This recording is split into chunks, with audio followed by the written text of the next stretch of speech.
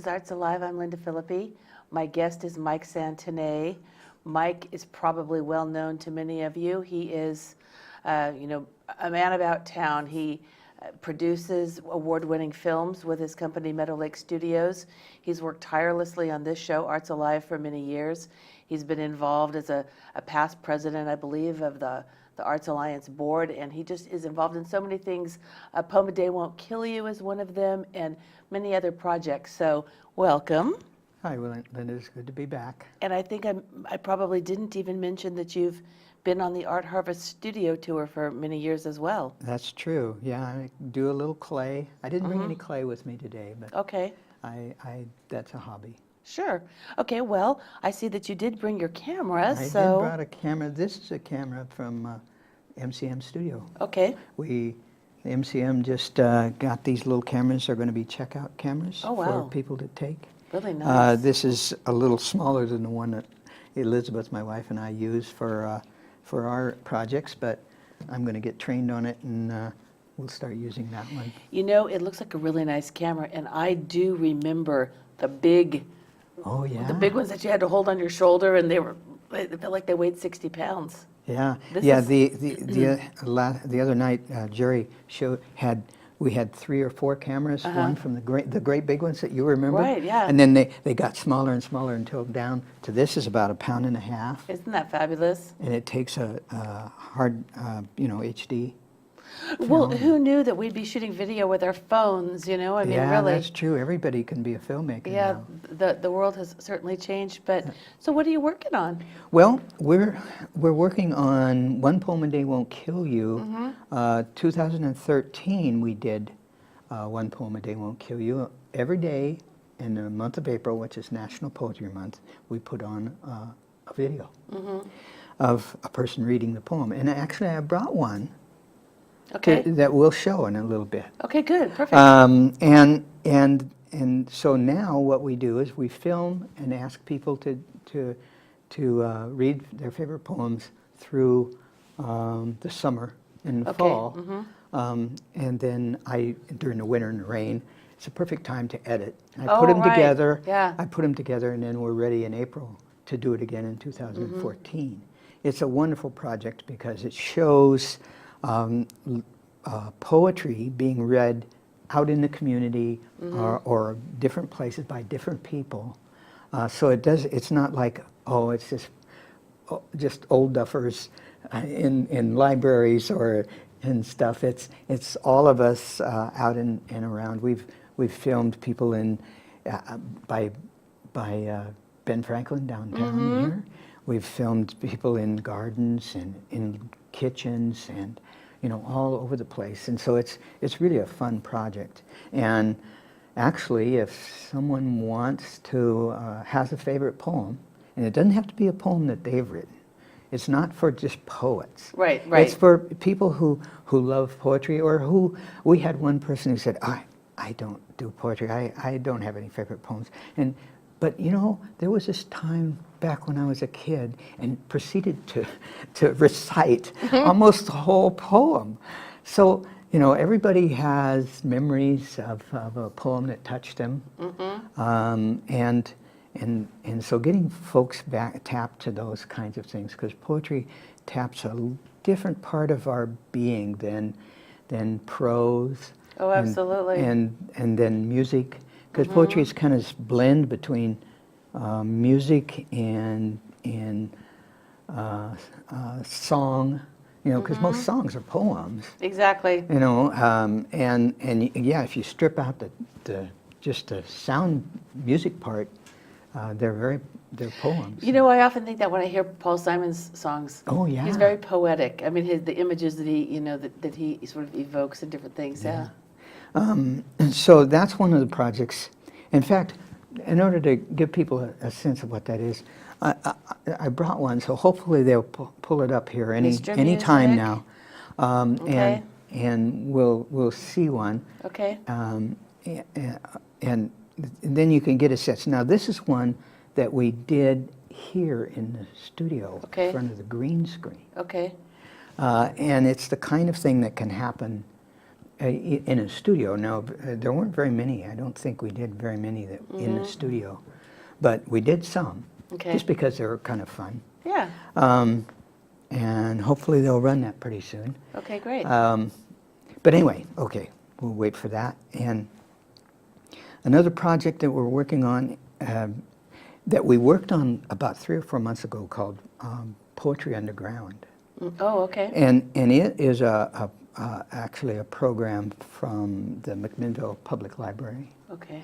And they basically, one of the patrons, a fellow named Alan Goodwin, a wonderful guy, great poet, came in and said, where do you have regular poetry readings? And the library said, we don't know. Yeah. We couldn't find any. So they went and talked to the Velvet Monkey. Velvet Monkey. Velvet tea Monkey. shop. What's her name? Heather Sharfidden.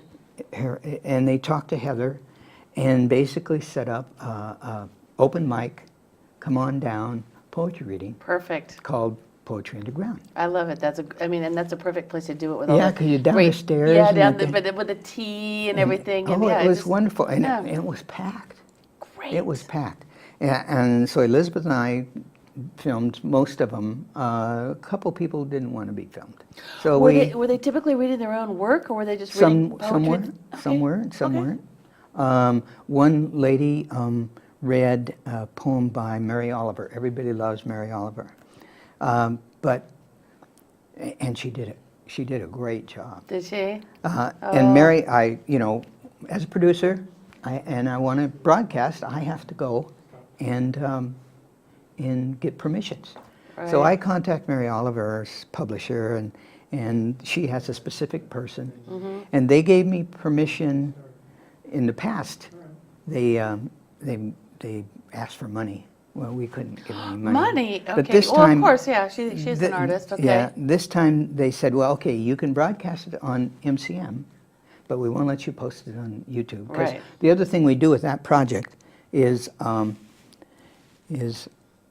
post them on Meadow Lake Studios site, and so people can see them. Sure. But we were able to at least post it on Great. the MCM for that day. But that was there was a young child that read there, and we got permission for that. And she read a Lewis Carroll. So the Lewis Carroll, we don't have to worry about permissions. But we didn't have any trouble except for one person. We didn't have any trouble getting permissions, and a lot of people read their own poetry. Right. I was going to ask you maybe some of the Paper Gardens poets. Some of the Paper Gardens poets were there. In fact, the fellow who was a guest here, Bob Sandhauser, Right. he was at the I poetry love reading. his stuff. Yeah, I really and love it's very his stuff. political, very anti-war. And he actually had read a Paper Gardens winning poem there Okay, as well. good. And I couldn't remember how to say his name. Yeah. Yeah. Barbara Drake was there. And so a lot of people read different poetry. It's nice. And it's coming up again. Unfortunately, it's this Thursday, the 19th. So this Okay. show won't be on. It'll have been passed.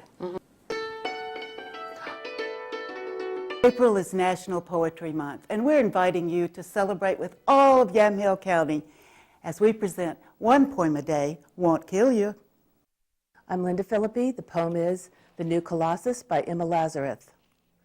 Not like the brazen giant of Greek fame, with conquering limbs astride from land to land, here at our sea-washed sunset gate shall stand a mighty woman with a torch, whose flame is the imprisoned lightning, and her name Mother of Exiles. From her beacon hand glows worldwide welcome, her mild eyes command the air-bridged harbor that twin cities frame. Keep, ancient lands, your storied pomp, cries she with silent lips. Give me your tired, your poor, your huddled masses yearning to breathe free, the wretched refuse of your teeming shore. Send these, the homeless, tempest-tossed to me. I lift my lamp beside the golden door.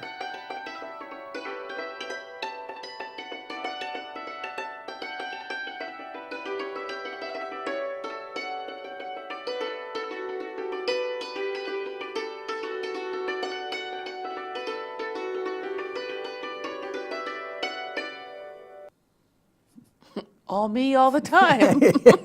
Well, Who we thought knew? we'd surprise you with that. Oh, thank you very much. Yeah. Okay, great. That's an example of what a green screen can do. And that poem is such a wonderful poem. It and is. It comes right off the Statue of Liberty. And it was a piece of work because I found a picture, put it there behind you. You were reading these wonderful words that sometimes I worry that America's lost lost that message.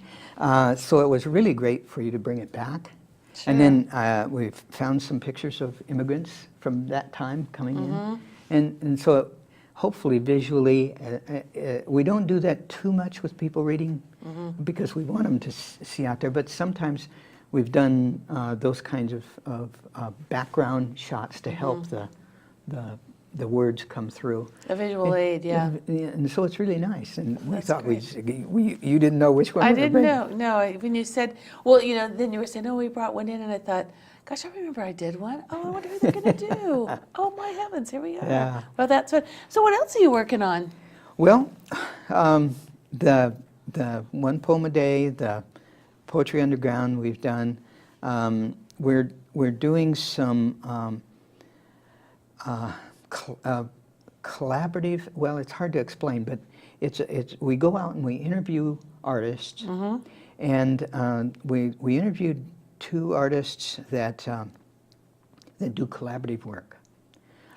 Kathleen Buck and Myrna Anderson. And Myrna does beautiful, beautiful work, and Kathleen does really nice work.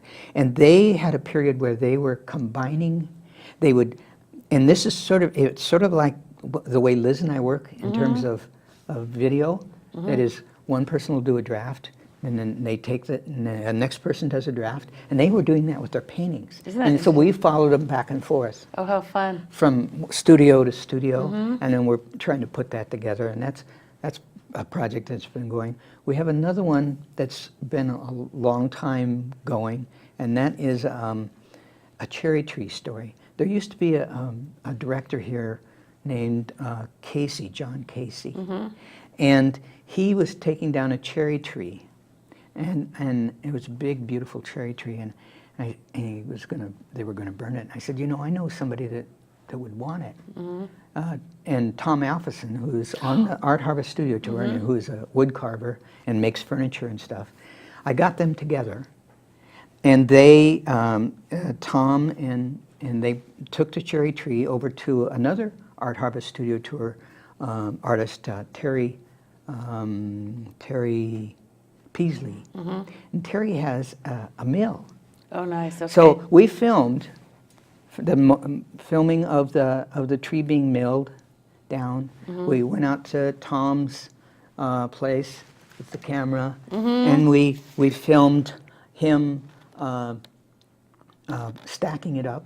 Then we went back several months later and filmed him making something from this cherry tree. Oh, that's and amazing. we have a picture of the cherry tree in bloom. Oh, how beautiful. From so that is a story of a cherry tree then becomes a table, and through the artistic whole process, process. the touch of the human being I love it. That's fabulous. on it. So that's another kind of story that we like to do. We like to do process kinds of stories, and find out things about and so it's been this little camera allows. I mean, some people don't like to be in front of it. Obviously, as we get older, we don't like what it sees, but the kind of thing you can learn by just tapping into the incredible stories and knowledge that people have. I mean, you do that almost weekly here. It's great. Yes, Mike, I love that, and I think we're out of time. They're kind of giving us the highball, so I really appreciate you being a guest here today, and I cannot wait to see the Cherry Tree Project. Thank you so much. You're welcome.